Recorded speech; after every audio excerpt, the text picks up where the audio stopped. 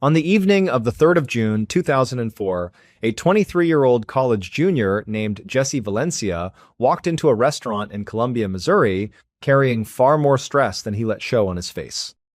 Just days earlier, Jesse had stood in a courtroom expecting a minor charge from a college house party to quietly disappear.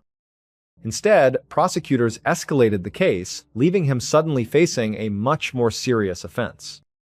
But if you had looked at Jesse that night, you never would have guessed any of that.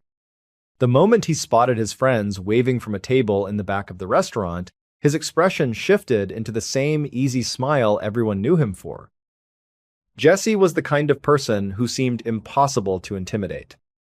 He was studying journalism and pre-law at the University of Missouri, juggling classes, work, parties, and an enormous social circle all at once. Friends described him as magnetic, outgoing, fearless, and always searching for excitement. Even after the stressful court hearing, Jesse refused to let it ruin the beginning of his summer break. School was finally out, and for the first time in months, he wanted to forget about deadlines, legal trouble, and uncertainty about the future. He just wanted one carefree night with friends. But beneath that confident exterior, Jesse's life had quietly become much more complicated than most people around him realized. The court case was only one problem among many. His recent breakup had left him emotionally spiraling, his finances were falling apart, and over the past few weeks, he had started spending time with someone he absolutely should not have been involved with. It was the kind of secret that could destroy careers, relationships, and lives if it ever became public. And before the weekend was over, that secret would leave Jesse Valencia dead on a patch of grass just blocks away from campus. And so, as soon as he sat down at the table with his friends, one of them immediately asked him about it. They said, "Hey, how did that court hearing go the other day?" And Jesse just shook his head and said it didn't go too well. He told them he thought the whole thing was kind of ridiculous. He really had hoped the charge would have been dropped by now. But when he had gone into the courtroom, he found out the charge had actually been upgraded, not downgraded. The prosecutor had changed it to obstructing a government operation by physical interference, which was a more serious offense. But Jesse told his friends he still wasn't that worried about it. He said he had pleaded not guilty, and his plan was to fight this thing all the way to the end, even if it took the entire summer. The thing was, this charge, this court case, was actually the least of Jesse's problems at that moment. He had much bigger, much heavier things weighing on his mind that summer. His longtime boyfriend, a man named Jack Barry, had broken up with him recently. And Jesse was having a very, very hard time coping with it. It was one of those breakups where one person is completely done and the other person is still holding on. Jack had said he wanted to stay friends, but the reality was, even though the intention behind it was probably good, it just made everything harder for Jesse. Because they were trying to be friends, it meant that Jesse and Jack were still spending a fair amount of time together. They were still talking and socializing in the same circles. And while Jack felt like things were definitively over romantically, Jesse didn't feel that way at all. For him, it just sort of felt like they were perpetually on the verge of getting back together, even when all the signs pointed to that not being true. And then, whenever Jesse would try to talk to Jack about maybe making things work again, trying to give the relationship another shot, Jack would immediately and gently but firmly turn him down. The whole situation was just a constant cycle of hope and rejection, and it was really taking a toll on him. So, without Jack in his life as a partner anymore, Jesse had become incredibly lonely. He had been trying to fill that void with random hookups. He was meeting guys online and sometimes inviting them back to the hotel where he worked as a night clerk. But for the most part, it was all very shallow. It didn't mean anything to him, and it wasn't what he was looking for.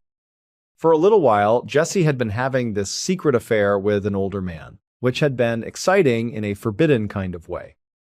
But deep down, what Jesse really wanted was a real, committed relationship, something like what he thought he had had with Jack. And these random, fleeting encounters were just not cutting it. And so, at this point in his life, basically every time Jesse went out socially, no matter what he was doing or who he was with, he was always kind of on the hunt. He was always scanning the room, looking for somebody who could potentially have long-term relationship potential. And this night, this dinner with his friends, was no exception. That night, Jesse and his friends had a nice long dinner together. They talked and laughed, and when they were all done, they left the restaurant and walked a few blocks down the street to a popular gay dance club called the Sioux Club. Inside, the place was dark, the air was thick with energy, and the music was loud and thumping. As soon as they walked inside, Jesse immediately weaved his way through the crowd on the dance floor and made a beeline straight for the DJ booth. He leaned over and asked the DJ to play his favorite song, which was Billie Jean by Michael Jackson. The DJ just sort of rolled their eyes and gave a little sigh. Jesse knew the DJ was probably annoyed with him. He was a regular here, and he requested that exact same song every single time he came to this club. But Jesse had never let other people's opinions stop him from doing what he wanted. He didn't care if the DJ was annoyed. He just wanted to hear his song. After he had made his request, Jesse went over to the bar and ordered a drink. And while he was waiting for the bartender, he saw a young man standing all by himself at the other end of the bar. Once the bartender passed Jesse his drink, Jesse took a sip and then walked over to the man. He smiled and asked him if he wanted to dance. The man smiled back and said, "Sure." And so one dance turned into two, and then two turned into three. And pretty soon, the two of them had spent the whole night on the dance floor together.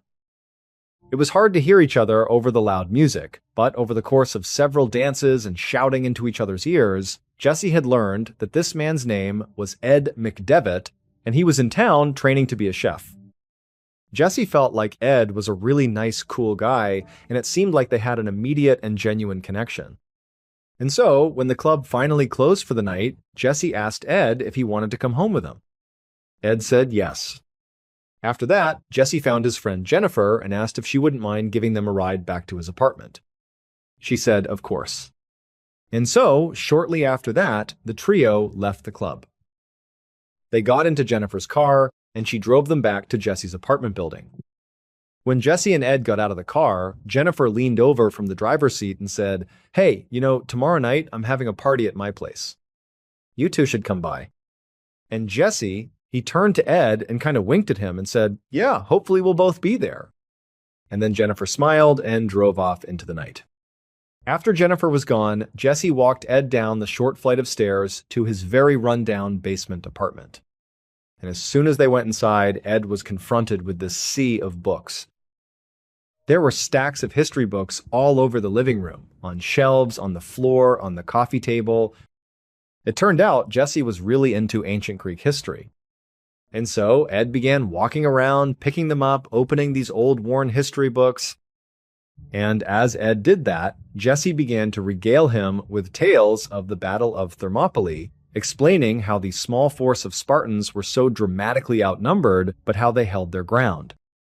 He talked about Zeus and the other ancient Greek gods, and he was just kind of going off on all the stuff that Jesse really loved and was passionate about. And Ed, as he listened to him, just said, "I really don't know much about history, but it's really fascinating that you're so into it." From there, the rest of the night went great for the two of them. They would end up spending the night together. And then, at about 10 o'clock the next morning, as Ed was getting ready to leave, they made plans to meet up again at Jennifer's party that night.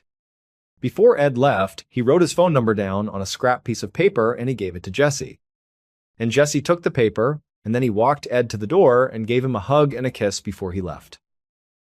And then, once Ed was gone, Jesse closed the door and just leaned against it, hoping that maybe, just maybe, this wasn't going to be just another meaningless hookup. Maybe this had the potential to be the start of a strong, long-term relationship, the one thing Jesse really, truly wanted. Around noon that day, Jesse was in his kitchen eating a quick lunch before he had to head out for work when he heard a sharp knock on his door. He walked over and opened it up, and he saw his landlord standing in the hallway. And his landlord looked pretty mad.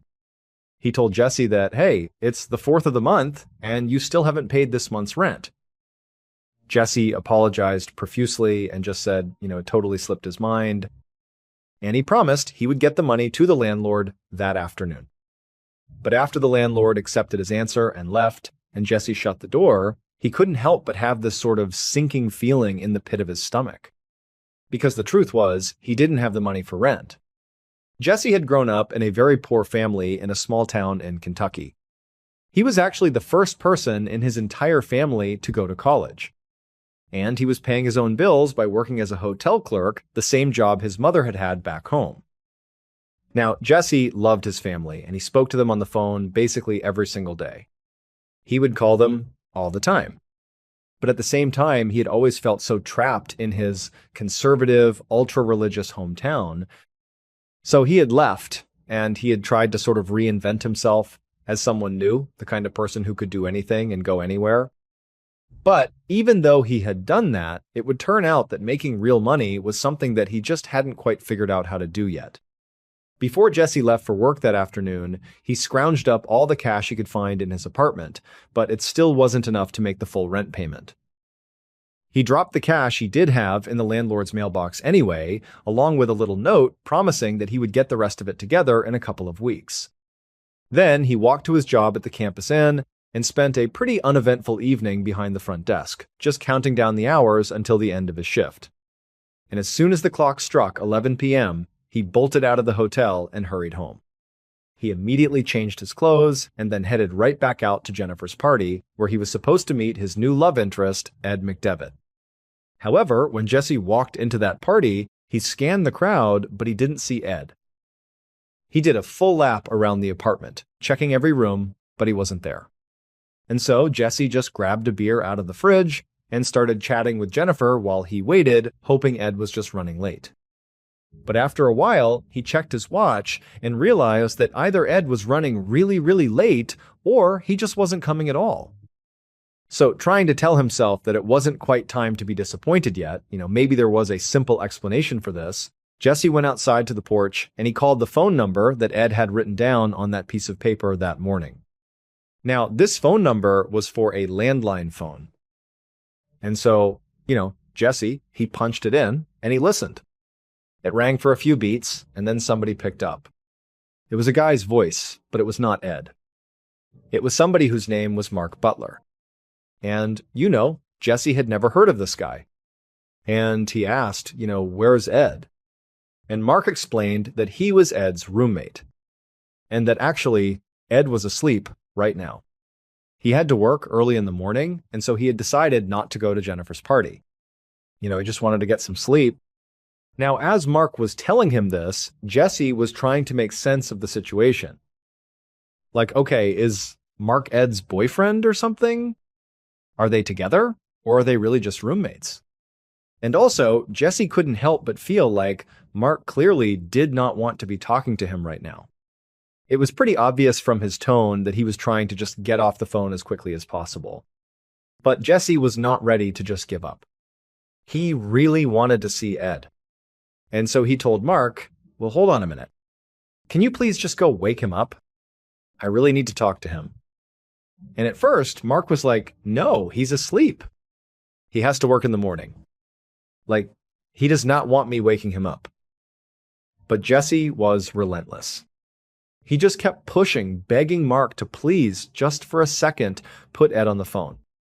And eventually, after what felt like a long time, Mark relented with a heavy sigh. About a minute later, a very groggy-sounding Ed hopped on the phone.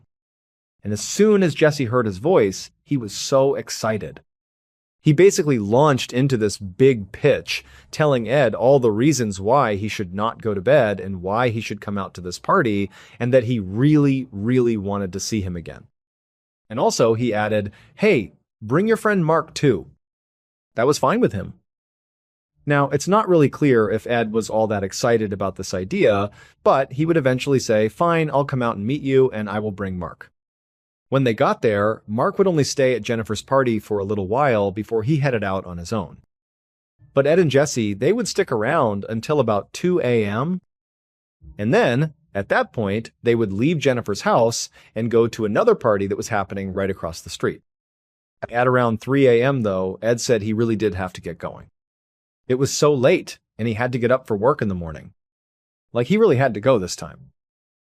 And so, at this point, Jesse understood that this was reasonable.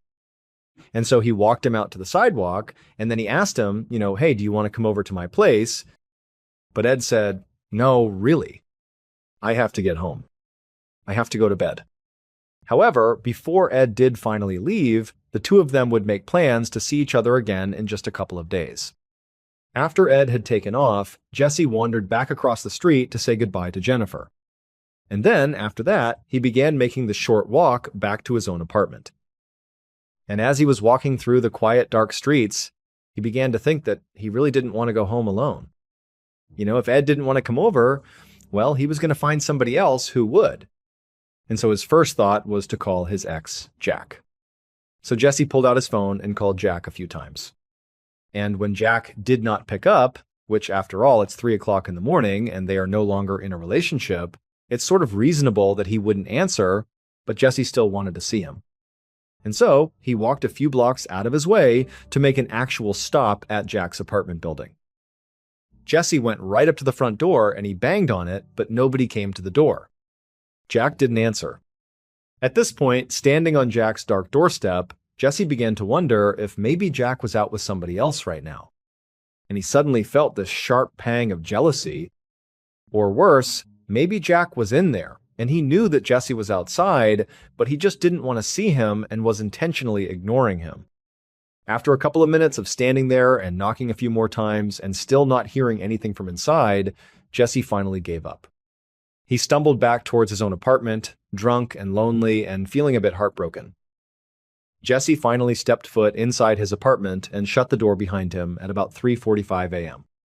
However, right after he had gotten undressed and flopped down onto his bed, he heard a knock at his front door. At 2 p.m. the following day, which was Saturday, the 5th of June, 2004, a college student walked out of an apartment just down the street from Jesse's building. He was carrying a backpack and a cooler. His friends had just pulled up in the parking lot, and they were all about to head out for a weekend trip to St. Louis. But while he was loading his stuff into the trunk of the car, he noticed somebody lying in the grass nearby wearing nothing but a pair of running shorts.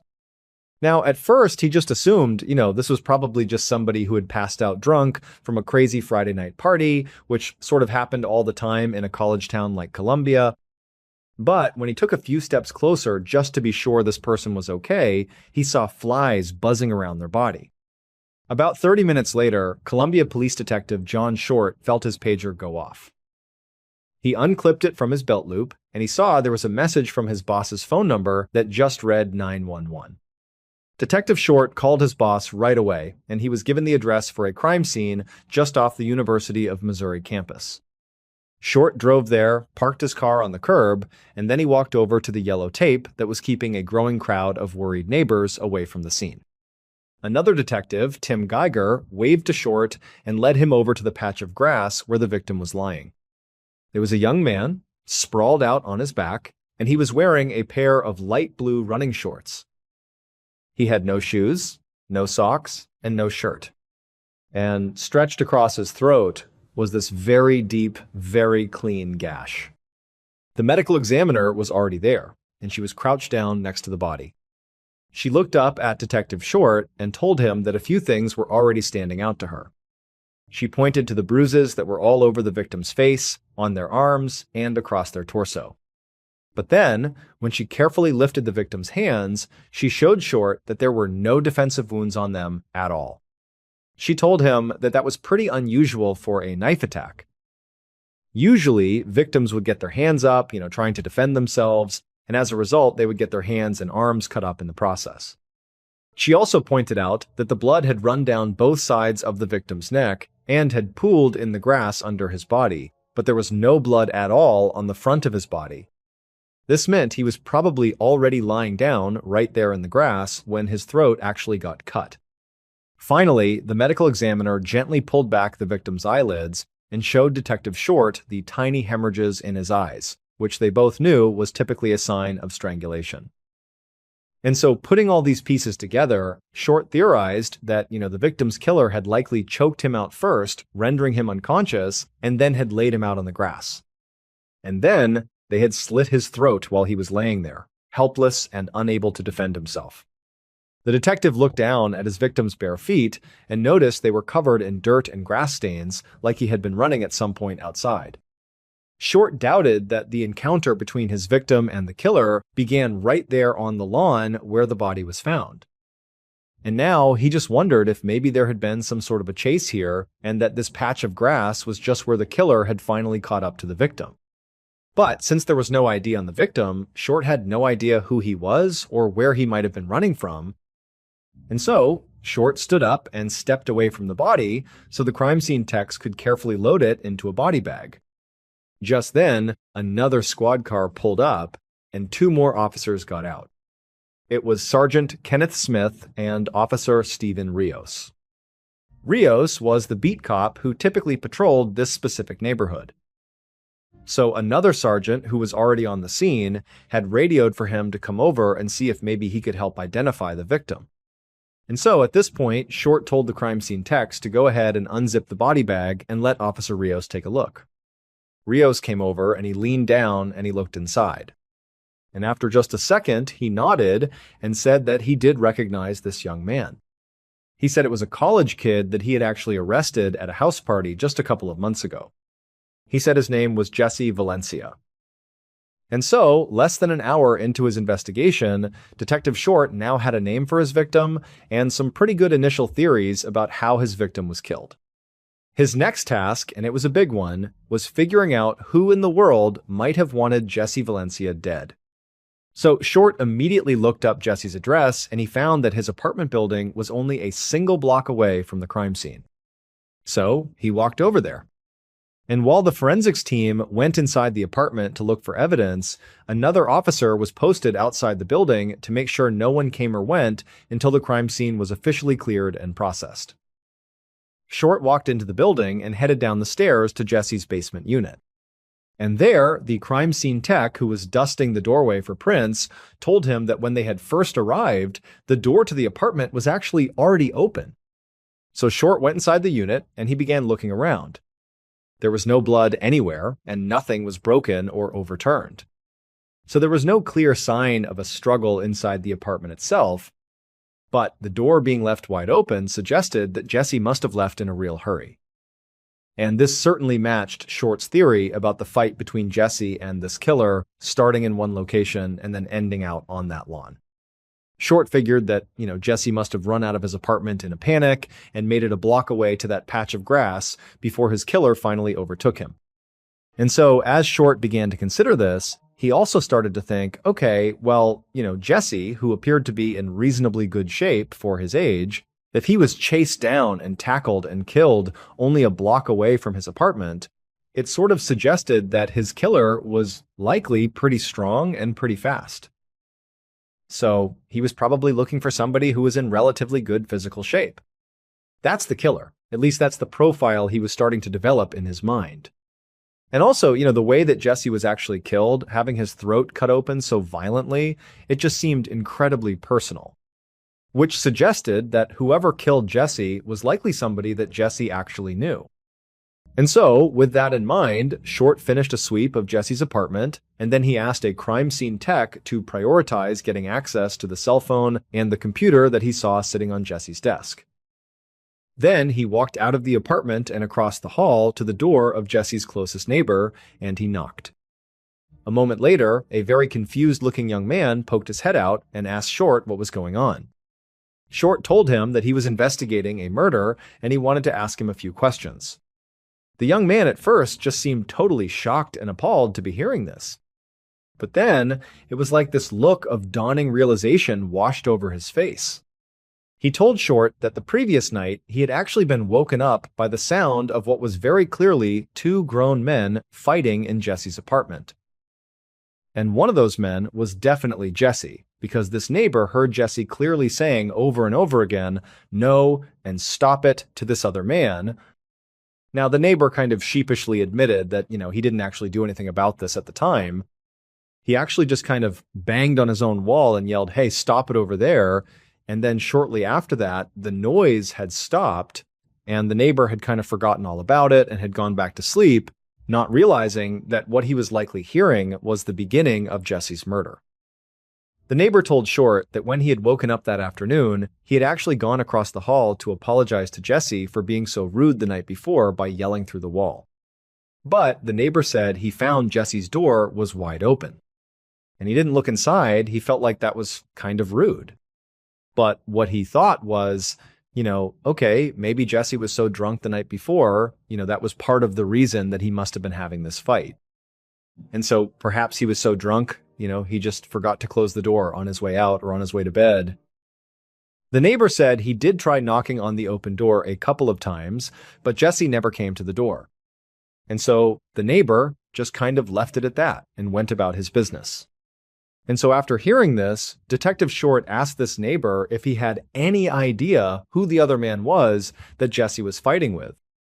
But the neighbor said he didn't. Jesse, for the most part, kept to himself, and really, the neighbor didn't know Jesse well at all. So he had no idea who this other person could have been. After that, Short thanked the neighbor for the information. Then he turned around and headed back inside of Jesse's apartment. And so at this point, Short was convinced that, based on the neighbor's testimony, that whatever fight led to Jesse's death likely did begin inside Jesse's apartment. And so now Short just had to figure out who were the people that could have potentially been inside of Jesse's apartment so late at night like that. Was this somebody who was a friend, a love interest? Was Jesse trying to kick them out and it sparked a fight? Like, he didn't know. But who were the people in Jesse's life that could have been there late at night? That's what he had to figure out. And luckily, at that very moment, one of the crime scene techs had Jesse's cell phone, and he was holding it up in the air like he had found something important. Now, they wouldn't be able to do a full phone dump until they got it back to the station, and they hadn't even touched the laptop yet. But they had gotten access to Jesse's call logs. And the tech told Short that there was something in there that he would definitely want to see. Because the last time Jesse used his cell phone, according to this log, it was to call somebody named Jack Barry. 7 times. Between 3 a.m. and 3:18 a.m. that morning. So, right away, Detective Short looked up Jack Barry's information, and he found his apartment's address and saw it was not far from Jesse's. And so, he drove right over there. Short knocked on the door, and just a moment later, a young man answered. He had very red, puffy eyes, like he had clearly been crying for a while. Even though Jesse's body had only been discovered a few hours ago, this young man did not seem surprised at all to see a detective at his door. He told the detective that he had already heard the terrible news. A friend had called and told him. After exchanging niceties and the young man confirming that he was in fact Jack, Short followed Jack into his living room. And as they sat down, Short asked Jack about all those 3 a.m. phone calls from Jesse. Jack looked like he was really struggling to hold it together as he told the detective that Jesse was his ex-boyfriend. And Jesse had been kept badgering him, Jack, for them to get back together, and Jack didn't want to. And so those phone calls were very likely a product of more badgering from Jesse. Jack said the night before he had been woken up by his phone ringing over and over and over again. And before he could even look at the caller ID, he heard a knock at his front door. He saw that it was the middle of the night. And then he leaned over and he saw the caller was Jesse. And he sort of figured that, okay, he's calling me. It's very likely him at the front door. I don't want to see him right now. And so Jack just decided he would ignore Jesse and hope that he would eventually go away. Now, when Jack said this, it seemed very clear he was sort of reliving that moment in his mind. Like, maybe if he had let Jesse in or engaged with him in some way, maybe Jesse would still be alive. That was sort of the insinuation. But Detective Short was thinking, okay, well, even though he seems like he's being very earnest in telling me this, it does mean that he doesn't really have an alibi. He's basically saying that at the time Jesse was killed, he was home alone by himself, which was a pretty weak alibi. However, before Short could begin to poke holes in it, Jack said that, despite the fact that they had broken up, that he and Jesse were, at least in his mind, still on good terms. In fact, they had spoken just the day before on the phone, before getting all those nighttime phone calls. It was during the afternoon. And during that phone call, Jesse had told him all about a new guy he'd met at a club the night before. And his name was Ed McDevitt. That night, Detective Short stood outside of an interrogation room at the police station, watching Ed McDevitt through the two-way glass. Short knew his investigation was moving basically at lightning speed here. But there was still quite a bit of pressure on him to get this case solved even faster. Because Columbia was a college town, a place where kids were used to feeling safe, and the murder of a student just a few blocks off campus had sort of shattered that sense of trust. And so, students and parents and the staff of the university, they really wanted Short to get this thing done quickly. And now, looking at Ed through the glass, Short wondered if maybe this was the killer. Maybe this was the guy. I mean, after all, Ed was visibly shaking and fidgety looking. I mean, he seemed sort of like an emotional wreck, which could mean, of course, that he was just upset because he was connected to the murder victim. That's a traumatic thing to go through. Or it could mean he was hiding something, and now he was about to be interrogated by the police, something that would certainly cause a big emotional reaction. Eventually, Short went inside and sat down across the table, and he asked Ed to explain exactly what he had done the night before. And Ed, in a very nervous, shaky voice, told the detective that he and his roommate, a guy named Mark Butler, had met Jesse at a party a little after 11 p.m. He said he ultimately went back home again around 3 a.m., leaving Jesse on the sidewalk, still very much alive and well. Ed said his roommate Mark had actually seen him return to their apartment at 3 a.m. And Ed said when he went inside, he went straight to bed, and then he had gotten up early for work. Ed said he was at work when he got the call from police telling him that Jesse had been found dead. Detective Short listened to Ed's story, and he asked a few follow-up questions. And then he also took a DNA sample from Ed. And then after that, he told Ed that he was also going to get a warrant to search Ed's home. Ed was already such a wreck that, when Short told him about this search of his home, Ed didn't even really react. However, when Short left the interview room, despite feeling pretty confident that Ed could absolutely be a suspect, he also went and, followed procedure, and he looked up Ed's roommate, Mark Butler.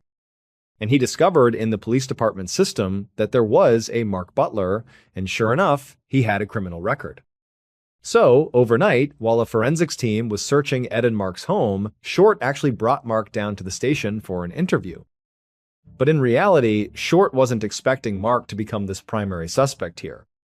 He just wanted to be thorough and rule out anybody who had seen Jesse that night. And obviously, Mark was one of those people. But almost immediately in their interview, Mark started saying some very odd things. He told Short right out of the gate that he did not like Jesse. And actually, he said point blank that he didn't really care that Jesse was dead. But he also clarified to Detective Short that, he was just Ed's roommate. He was not seeing him romantically, so this had nothing to do with jealousy. He just did not like Jesse as a person. Mark confirmed that he did see Ed when he returned from the party around 3 a.m., just like Ed had said. But Mark had actually not stuck around. He said that after Ed had come back to the apartment, Mark had left to go on a date of his own. And he actually didn't know what time he got back home. And so as he was saying this, Short realized that that meant Mark was out and about, sort of unaccounted for, at the same time that Jesse was killed. And so, obviously, something seemed off about Mark.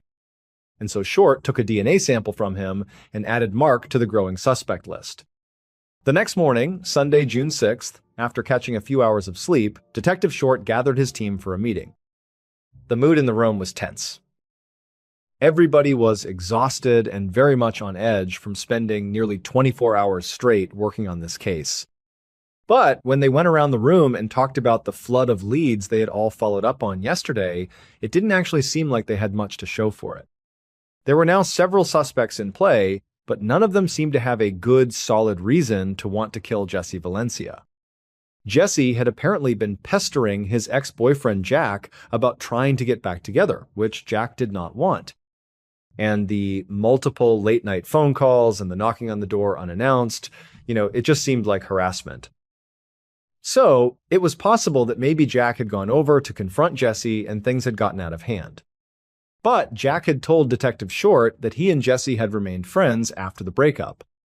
And some of the other detectives said that Jesse's friends had said the same thing. The two had remained friends. So, it seemed pretty unlikely that things between them would have escalated so much that somebody got killed. Then there was Ed McDevitt, Jesse's new lover, who had seemed pretty nervous during his interrogation. One of the detectives told Short that while they were searching Ed's house, they had found a bag full of chef's knives, and some of them were large and sharp enough that they could easily have been the murder weapon. But Ed worked in a restaurant and was training to be a chef, so owning a set of kitchen knives was hardly a smoking gun.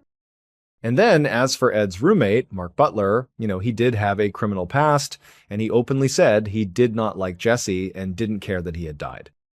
But they had only met one time, and it was very likely they would never have seen each other again.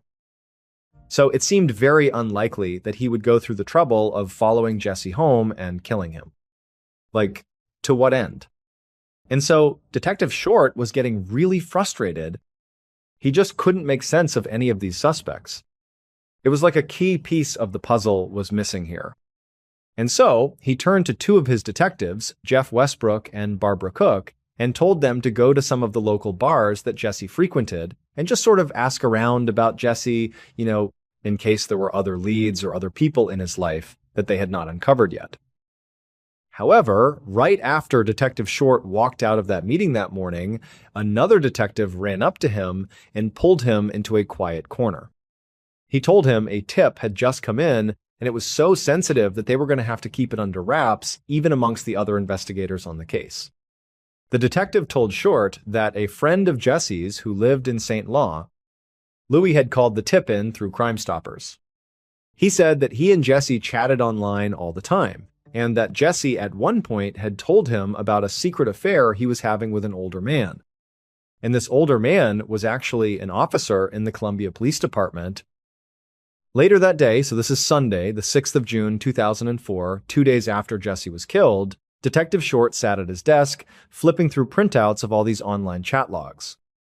And these logs showed conversations between Jesse and the friend of his who had called in the tip that Jesse was having this affair with an officer from Short's own police department. In the chats, Jesse wrote all about this relationship. Jesse had seemed to find it pretty exciting at first, having this police officer come by in uniform and carrying on these secret meetups in the middle of the night. But recently, Jesse had begun to suspect that this police officer was married, and this had made Jesse furious. He had told this friend in the chat log that he wasn't going to be someone's other woman. However, to Short's immense frustration, Jesse never actually named the officer that he was having this affair with. He only ever referred to him as Columbia's finest. And so, whoever this mystery cop was, Detective Short thought they were now the most likely suspect. Because unlike Jesse's other lovers, this officer had something very significant to lose if this relationship went south. If Jesse told anybody about this affair, well, the police officer's career could be on the line because they were clearly carrying on this totally illicit affair while they were on duty. That's not okay. And also, they were using their position and power, potentially, to actually land this relationship. And then on top of that, the police officer's marriage would likely be destroyed. But Short also knew that he had to move very, very carefully here. Because now, he was investigating his own department, which meant that the killer could literally be in the room with him at any time. And so, as he walked through the office to refill his coffee, Short found himself scanning the face of every single officer he passed. And he realized there wasn't a single person here that he could actually trust. Short brought all the files on Jesse's case into his office, and then he told his secretary to find him a complete roster of the department's entire staff. Then he locked the door, sat down at his desk, and he pulled out the records on Jesse's friends who had been interviewed already. And he went down the list himself, calling each and every one of them to dig for more information about this supposed officer. Quite a few of them said that Jesse had, in fact, told them about this cop he was sleeping with, and one of them remembered Jesse referring to this officer as just Anderson.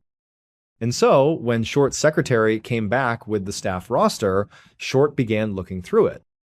And he discovered that out of the 200 plus officers in the entire department, there were only 2 officers that had the last name: Anderson, Brad Anderson, and Ted Anderson. And so the next logical step was trying to figure out if either one of them had a connection to Jesse Valencia. And so Short pulled out the records from Jesse's arrest at that house party back in April. And as he flipped through the report, he realized that Brad Anderson was one of the 3 officers who had responded to that party. The pieces fit together perfectly. Jesse and Brad Anderson, the police officer, would have met around the same time that Jesse began messaging his friend in St. Louis about this secret affair with a cop. And so at this point, Short felt like he had just found his killer. So he grabbed a manila folder off his desk, stepped out of his office, locking the door behind him. Then he did a lap around the whole station, and eventually he spotted Brad Anderson in the locker room, chatting with a few other officers as he put on his uniform for his shift. Now, Short wanted to be very careful here because if Brad Anderson was the killer, he certainly didn't want him to realize he was under suspicion right now. So, Short waited in the hallway until Brad walked out of the locker room, and then, as casually as possible, Short caught up with him and pulled him aside. Short opened up the manila folder he had brought with him, and he showed Brad a photo of Jesse Valencia, asking if he recognized him. And Brad squinted at the photo for a second, and then after thinking, he said, "Yeah, that's the kid I arrested at a party a few months ago." Short asked Brad if he had seen Jesse at all since the arrest, and Brad nodded and said, "Yeah." He said that about a month ago, Jesse had called in a noise complaint, and Brad had been the one sent out to check on it. But by the time Brad got there, the noise had stopped, so he was only there for a couple of minutes before leaving. And that was it. To Short, nothing about Brad's demeanor seemed nervous or suspicious. In fact, it really seemed like he didn't have any clue why the detective was asking him about Jesse Valencia. So, if he was the killer, it seemed like he was going to be very hard to crack. Short was about to let Brad go and just wait to talk to him once he had more evidence. But just then, Brad's partner, Officer Rios, walked by. And when he walked by, he looked over and he saw the manila folder with Jesse Valencia's photo inside of it that Short was showing Brad Anderson. And Rios, without even thinking, made this comment under his breath that was clearly directed at his partner. It was like this really in bad taste comment where he said, "Oh, looks like your gay lover's dead." When Short heard this, he practically sprinted back to his office. Brad Anderson had sort of shrugged off the comment made by Rios about Jesse being his gay lover. But Short felt like what Rios said was a pretty big deal. Because even though, again, it was terrible in bad taste humor, that's a terrible thing to say, but maybe there was truth in it. Maybe Rios knew that Brad Anderson was seeing Jesse Valencia. Maybe they really were in a relationship. Now, in the moment, Short did not aggressively follow up on that comment and demand to know if Brad had actually been in a relationship with Jesse before he died. Instead, all 3 of them just kind of went their separate ways. And Short, he hustled back to his office. And when he was in his office, right as he sat down, there was a knock on the door. And when the door opened, it was Short's secretary. And she told him there was someone who had been waiting to see him. And then she led in this very nervous-looking young man who introduced himself as Jesse's friend. And he said his name was Andy Schermerhorn. Andy sat down and told Short that just a few weeks earlier, he and Jesse had gone out together and then had gone back to Jesse's apartment. But around 3 a.m., they were interrupted by a knock on the door. Jesse went to answer it, and a uniformed police officer walked in, shining a flashlight around the room. And to Andy's surprise, Jesse led this officer right into the bedroom, and he joined them for a threesome.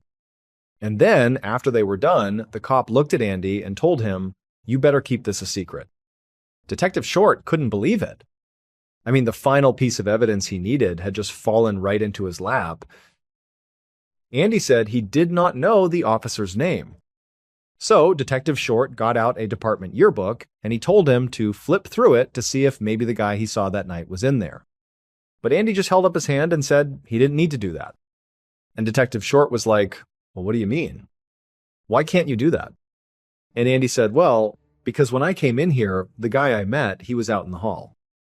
Based on the investigation that would follow this revelation, the following is what happened to Jesse Valencia in the early morning of the 5th of June, 2004.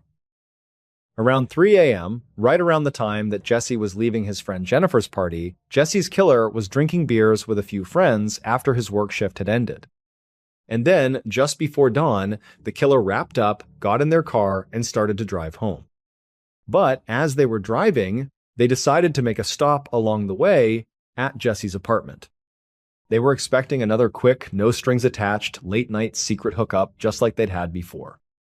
But when they got there, Jesse was very drunk and in a terrible mood. Jesse confronted the killer. He told them that he had figured out that they were married. And so now, he was not interested in them at all. He didn't want to see them anymore. But when he told the killer to leave, the killer refused. And so Jesse said, fine, I'll go to your police chief and I will tell them all about our affair. And that's when the killer snapped. If their secret got out, it would cost them everything. Their job, their marriage, their family, their reputation. So, in their mind, they had to silence Jesse before he could ruin them. Jesse tried to run, but he only made it about a block before the killer caught up with him, wrapped a powerful arm around his neck, and put him in a vicious chokehold until his body went limp. And then, the killer laid Jesse's unconscious body out on the grass, took out a pocket knife, and brutally slashed his throat. On the way home, the killer, a police officer, very skillfully disposed of the murder weapon, ensuring that nobody would ever find it. Because they knew that the knife was the only piece of hard evidence that could ever link them directly to the murder. After that, they made their way back home, parked in the driveway, and as they were walking up to their front door, they looked up and saw their wife in the kitchen window, preparing a bottle for their baby son. And then, just before going inside, the killer unpinned the name tag from their uniform that said Anderson, and they swapped it for another name tag that they had hidden in their glove box. And this name tag was the killer's real name, Officer Steven Rios. Rios was Brad Anderson's partner. He was the one who had identified Jesse's body at the crime scene and made that awful, revealing comment about Brad Anderson's gay lover. It's believed that Officer Rios was lying to Jesse about his name from the very beginning. And in fact, he had actually stolen the name tag not of Brad Anderson, but of the other Anderson in the department, Ted Anderson. He was using that officer's name tag and parading around like he was him whenever he was with Jesse, a calculated deception to protect his true identity. Steven Rios was arrested, and in May of 2005, almost a year after Jesse's murder, he was found guilty of first-degree murder. But after an appeal, he was granted a new trial, and the charge was reduced to second-degree murder. However, he was still found guilty and was sentenced to life in prison. Jesse Valencia thought he was beginning a new chapter of his life that summer. Instead, within just 48 hours, he became the center of one of the most disturbing murder cases Columbia, Missouri had ever seen. Thank you so much for watching. If today's case stayed with you, let me know in the comments below. And if you'd like to watch more true crime stories, check out the playlist linked on screen now. Until next time. Sometimes we look for solutions to our problems in the most unusual places. We might seek out a new technique to manage pain or a quick way to solve a financial problem. We do it because we think it's going to make our lives better, easier. But what happens when that so-called solution, the very thing that's supposed to help you, ends up being the worst thing that could ever happen? What if that fix, that shortcut, leads directly to a tragic end? Today, we have two stories about people who found solutions to their problems, but these solutions came with a cost that no one could have ever predicted. On the 15th of March 2011, just after 1 in the afternoon, 16-year-old Marcus Freeman was behind the wheel of his dad's pickup truck. He was driving down a highway in Northport, Florida, with his girlfriend Carly beside him. A song he loved came on the radio, and he started belting out the lyrics, and Carly joined right in with him. They had just come from the dentist's office where Marcus had gotten some dental work done. His jaw was really starting to ache, a deep, throbbing pain that was hard to ignore. The singing was mostly a way to distract himself from it, and for a little while, it was working. But every time a song would end and a commercial would come on, the pain would rush back, and it was all he could think about. But Marcus wasn't your typical 16-year-old. He was used to dealing with discomfort, both physical and mental. He had been working really hard to become the kind of person who could push through pain.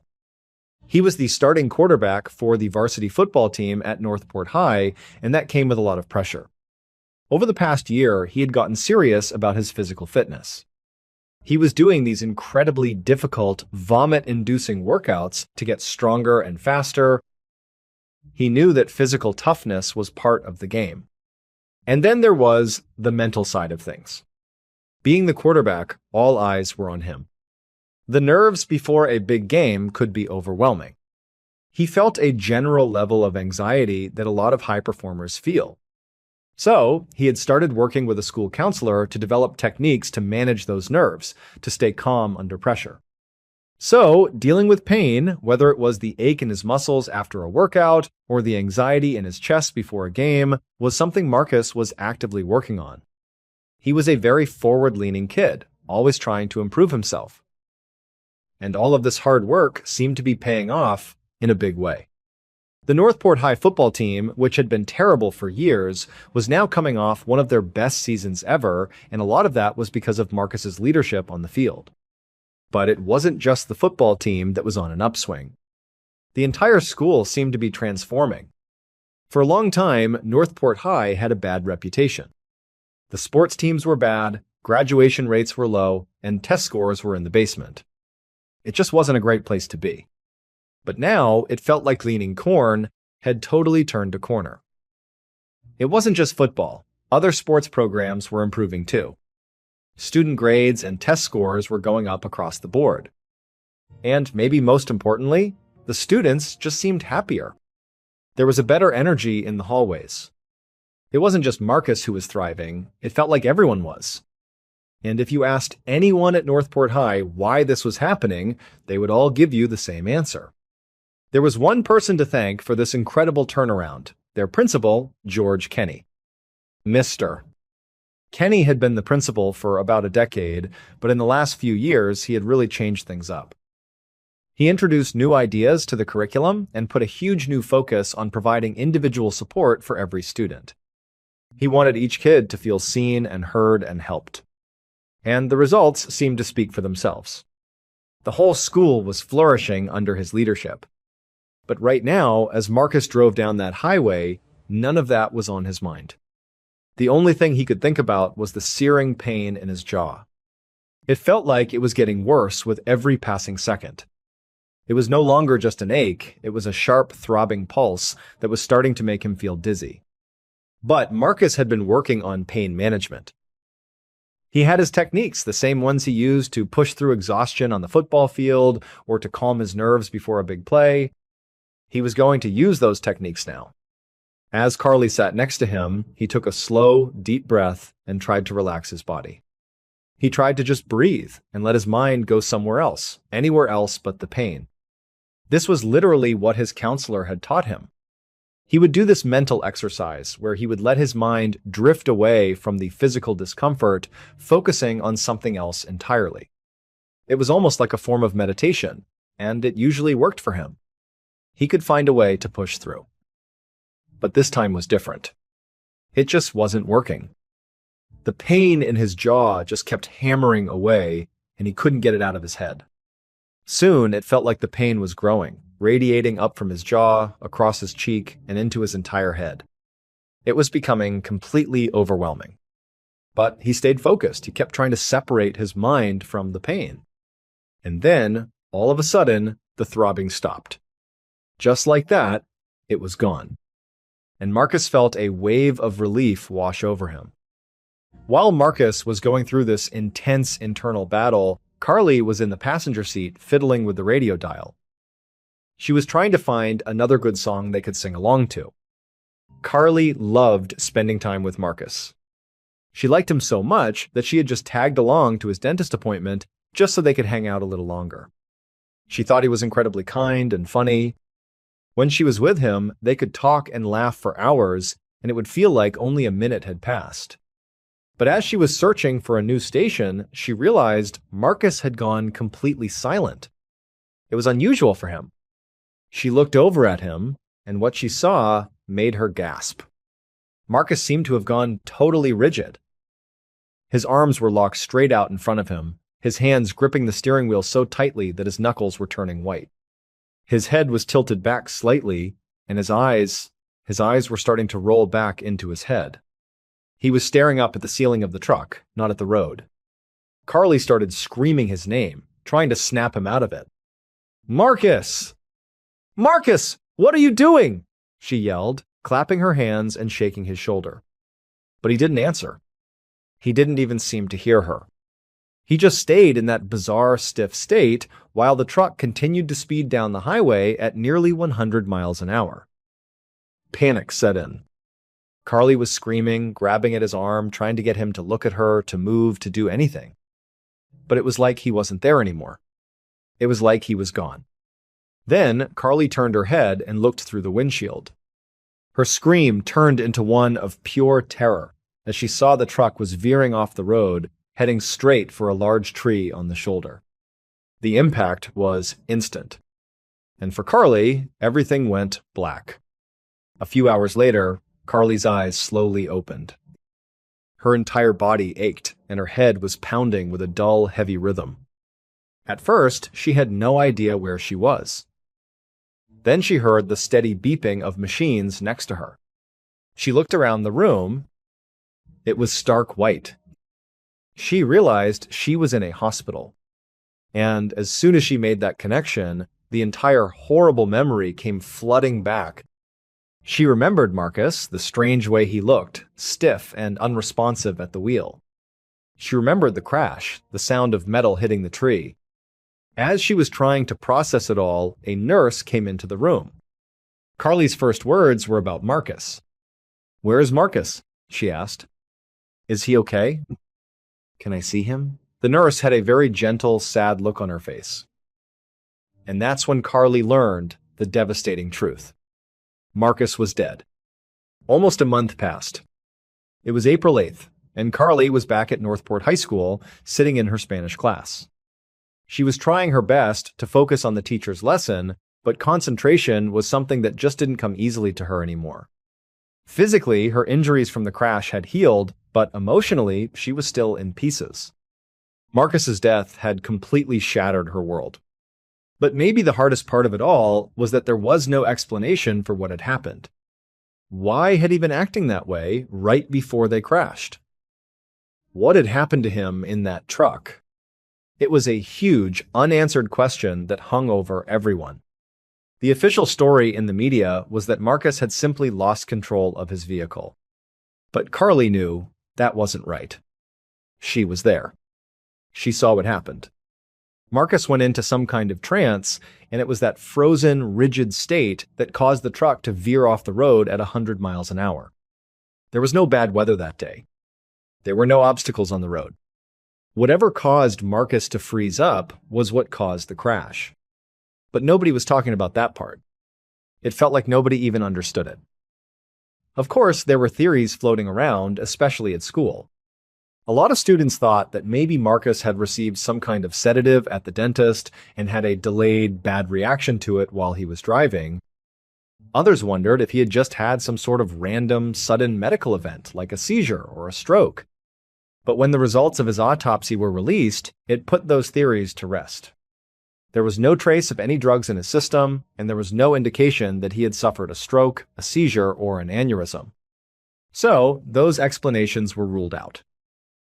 Because the crash was considered a tragic accident and not a case of foul play, the police weren't investigating it any further.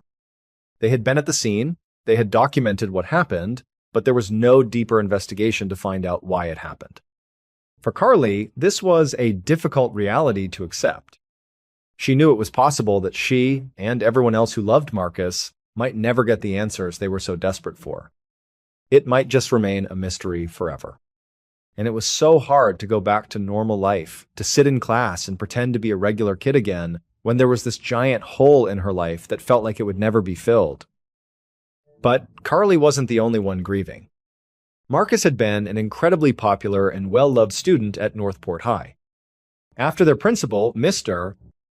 Kenny, had announced his death to the student body, there was an outpouring of grief. There were memorial services and student gatherings. Mr. Kenny made sure that grief counselors were brought into the school to help students process the terrible loss. And so, as Carly sat there in her Spanish class trying to listen, the school's announcement system crackled to life. It was Mr. Kenny's voice. He said he had something to tell them. Carly could tell immediately from his tone that it wasn't going to be good news.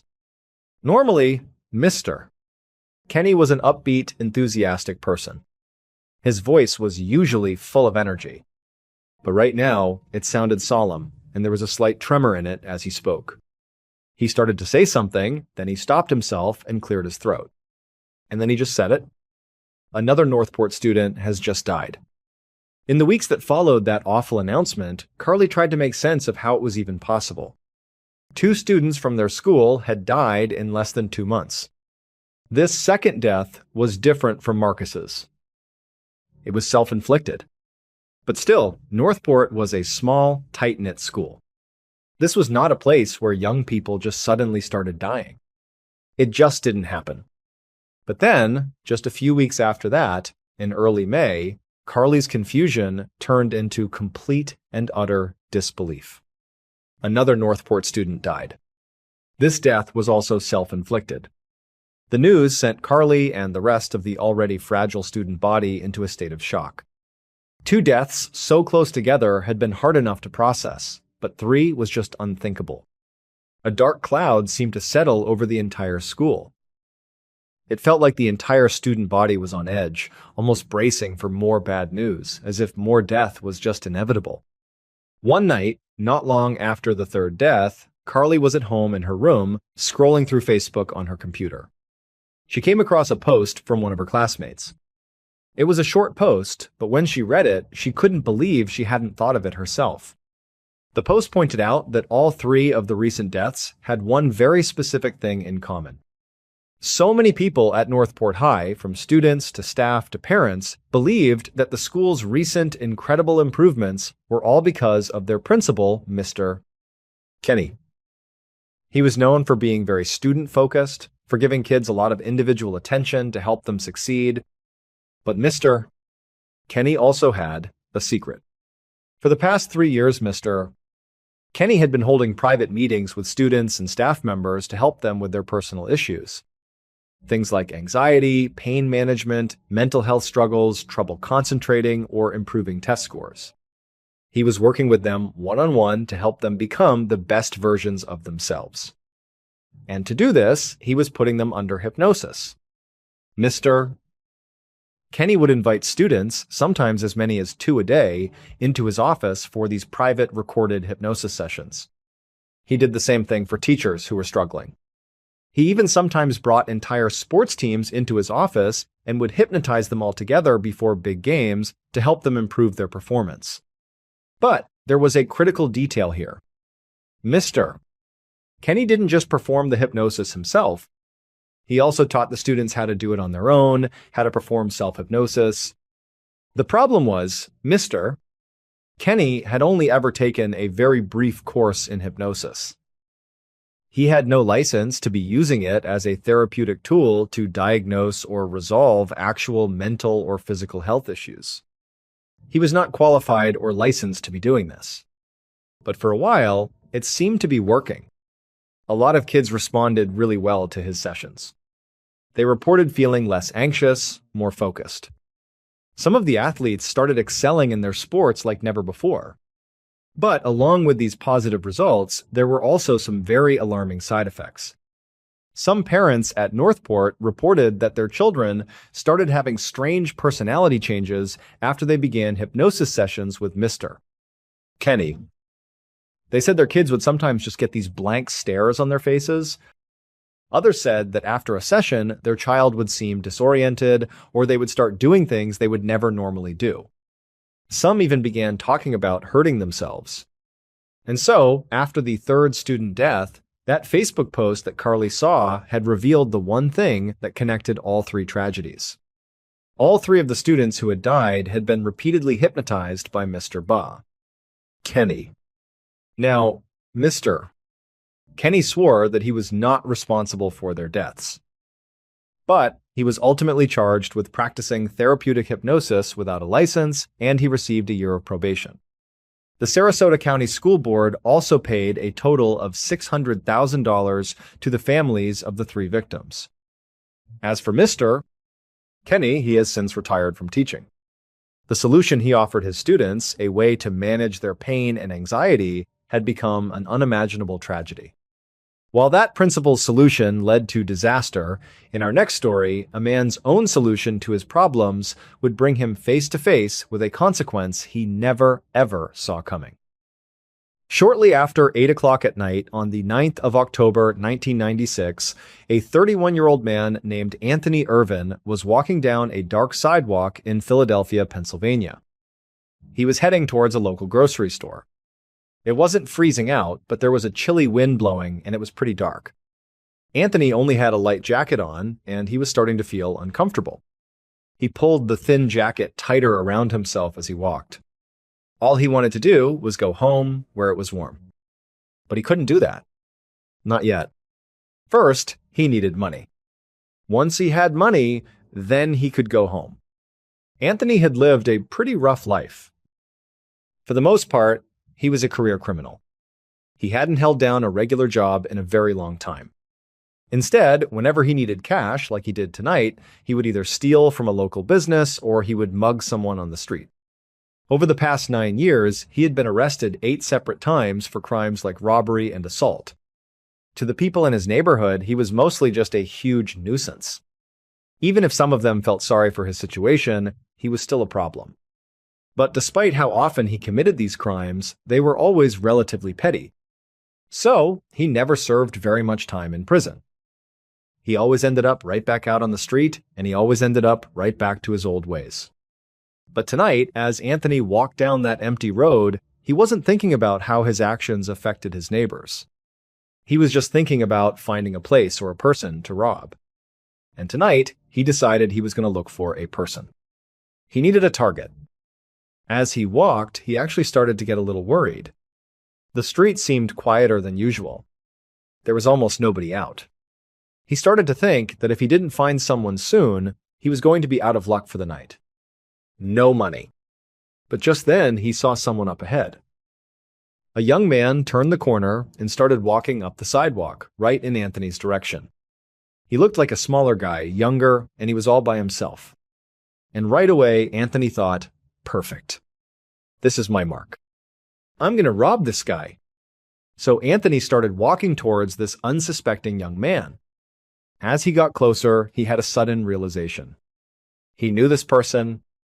It was his neighbor, Harry. And Anthony thought to himself, oh, this is even more perfect, because he knew Harry. He knew that Harry was super soft-spoken and gentle. He was a calm person. He's not going to put up a fight. He's going to be so easy to rob. Sure, it was a terrible thing to do, to rob your own neighbor. Harry would know it was him. But Anthony figured, what's he going to do about it?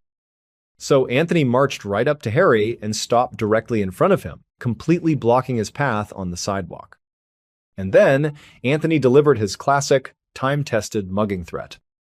A few minutes later, a detective with the Philadelphia Police Department named Perry Kelly was driving his cruiser fast down a city street. He had gotten a call about a mugging in progress, and he was hoping he could get there in time to catch the person responsible or at least get a look at them before they got away. So Kelly turned a corner and pulled up in front of the address he'd been given. As his headlights swept across the sidewalk, he saw 2 men. One of them was lying motionless on the ground. The other one was sitting right on top of him. And Detective Kelly's first thought was, perfect. I got him. He assumed the man on top was the mugger. He had caught him in the act. He was about to jump out of his car and make an arrest. But he was wrong. When Detective Kelly got out of his car and learned what had actually happened there, it would turn out to be the single strangest thing he had ever encountered in his entire 25-year career. So, when Anthony mugged people, he had a specific method he always used. He would put his hand deep into his coat pocket and press his fingers forward, making it look like he was holding a gun inside the pocket. He would aim his hand towards his target and say something like, "Hey, I got a gun. Give me all your money or I'm going to shoot you." And it usually worked. People would look down, they'd see the bulge in his jacket that they thought was a gun, and rather than risk it, they'd just hand over their wallets. It wasn't worth finding out if the gun was real or not. Anthony would grab the money and take off. He was thinking that this exact trick would work perfectly on Harry. This meek young kid would be an easy score. So he walks up to Harry, stands in front of him, and blocks his way. Harry, who hadn't seen him coming, actually bumps into him and seems confused. And that's when Anthony delivers the line. His hand is in his pocket, pretending it's a gun. "Hand over all your money or I'm going to shoot." But Harry, whether he believed Anthony had a gun or not, had no way of seeing it to confirm. Because Harry was blind. And Anthony knew Harry was blind. They were neighbors. In Anthony's mind, that's what made him such a perfect victim. He was going to rob the small blind kid from down the street. That was his plan.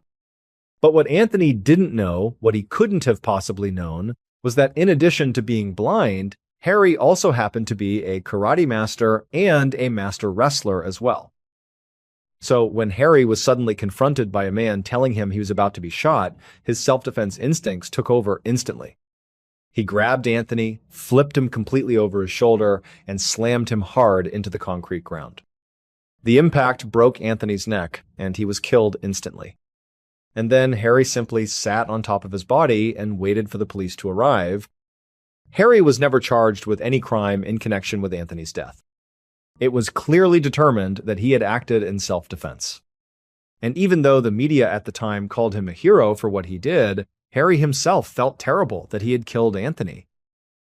He never meant for that to happen. He was just protecting himself. He later called the whole thing a tragedy.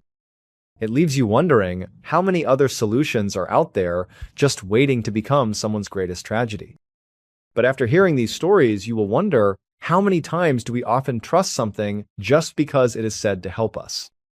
And how do we know when a solution has quietly crossed the line into something dangerous?